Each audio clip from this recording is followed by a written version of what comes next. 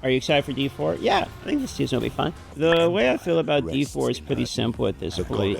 Like, we're all on the same page. Everyone knows how everyone feels about the game. At this point, I'm bored of being like D4 bad, and I just want to like, we'll just see if there's good stuff, and if there's good stuff, I'll play it and I'll have a good time, and that's about it. If Season 4 is bad, are you done with D4? I mean, I don't know if there's ever going to be a point in which like I don't talk about the changes that are coming to it. In terms of, am I going to play it? It's the same thing I've always said. If I don't like it, I'm not playing it. I didn't play Season 3. I didn't like it. I didn't like the vaults, and the vaults are a big part of the content, so I'm like, I don't like that.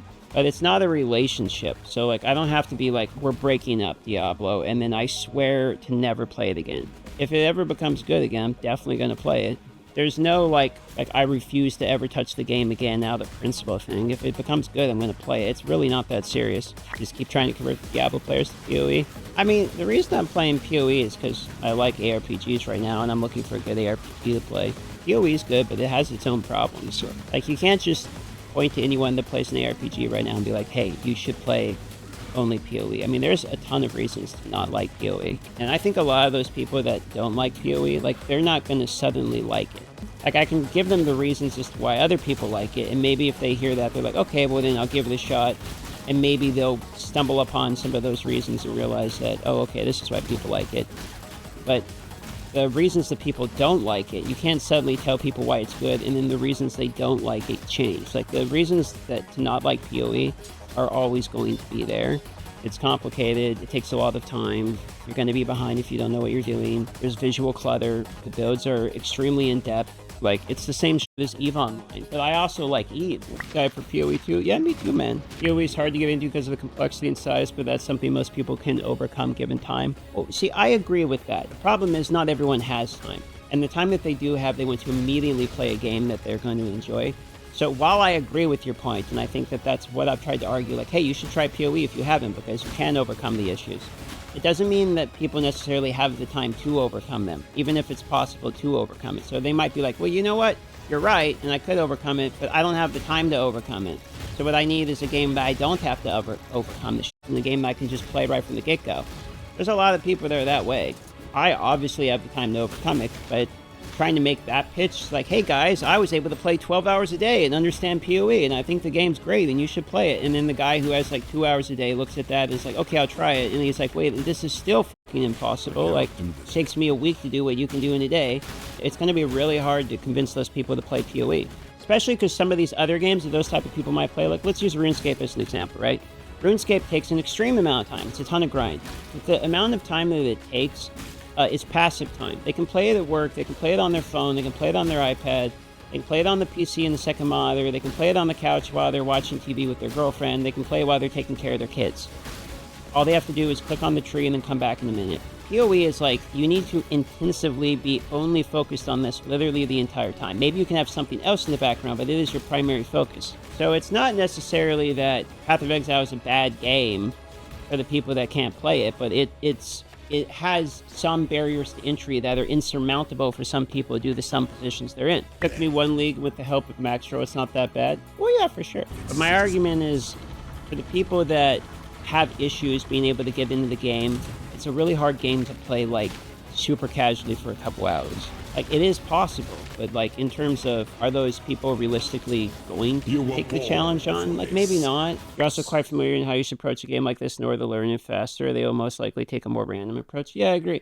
So, like, that's another point, too. It's like, I saw this about, like, hey, why aren't Diablo players just playing, you know, why aren't Diablo players just playing Path of Exile? Well, it's like, well, my dudes, Diablo players are also not just Diablo players. Like, a lot of the Diablo 4 players, that was their first ARPG literally ever. They're No Man's Sky gamers, they're Minecraft players, they're all players. Like, a lot of the Diablo players are playing Diablo because it was their first, like, hey, this looks interesting, and it's massively marketed, and they try it like they would, like, an Uncharted game.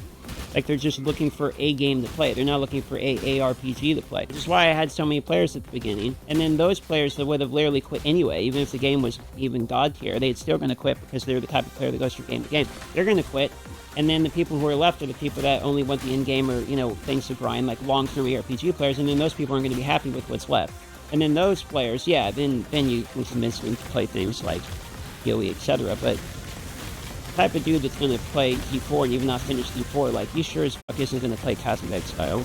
I think my brother's a good example of this. He saw the mass marketing of Diablo and thought, hey, this looks like something chill I could play on the Steam Deck, right? But the world apart from, like, the guy who, like, maybe is going to hit level 60 or, 70 in a season compared to, like, an ARPG blaster, like, they're miles apart, dude. And a lot of the times, people really underestimate the casual gamer. Like, I know a lot of YouTube comments and stuff I've seen when I make this point. I made this point since the beginning, was that there's just a lot of dudes who don't play games as much as we do.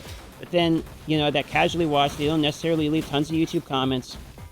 They're just out there, picking up a game. Maybe they watch YouTube video, like, oh, I'm just looking for a game. They type in, like, best game 2024 April, right?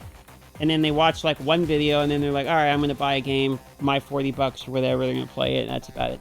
Like, there's a float of those players. Do you think a game can have both the easiness of access like D4, but complexity like PoE1? Yeah, but I think it depends upon the genre. I'd say an MMO is a better example of this. Like, I think the MMO genre back in the day, like, look at World of Warcraft. I think it had both, right? So it had the larger demographic of almost anyone who wanted to play video games knew about World of Warcraft. At that point, it was a social phenomenon. How many people? I mean, how many times back in the day did you go to school and just talk with, like, all the other people there, like, oh, what dungeon? I did Scarlet Monastery there, whatever, right? And then maybe your older brother or family member played, maybe your dad played it, right? Like, I mean, everyone played that goddamn thing. But WoW also was a game that you could play casually. Maybe you wouldn't be popping off, but you could absolutely have a great time playing casually in World of Warcraft. And you could do that, you could have a great time as well playing at a higher level in raids and all that shit. So I think it depends upon the type of game and the game genre. I don't necessarily believe that ARPGs are a really good balance for that in particular. I bet it would be really, really hard to make an ARPG that has tons of content for casuals as well as a shitload of content for the in-game players. Like Minecraft is another example of a game that someone can play uber casually because it's fun from the beginning and has ease of understanding, but also has mega depth all the way up to, like, Redstone computers. Like, there's enormous gap there. ARPG can do it. I just think it's a lot harder for that to be accomplished. How complex did PoE 2 feel when you played it? I don't think complex is the term I would use. PoE 2, granted, I had knowledge of PoE 1 that carried over with me. I was already, like, going into it knowing what a socket is. But PoE 2 did not feel near as complicated as PoE 1. Again, granted, we were only going for the first couple of acts. PoE 2 felt more for me like a skill check than it did a knowledge check when I was playing. But I would have been curious to know what my experience would have been like going into it with absolutely zero prior knowledge, because I bet that could have changed pretty rapidly.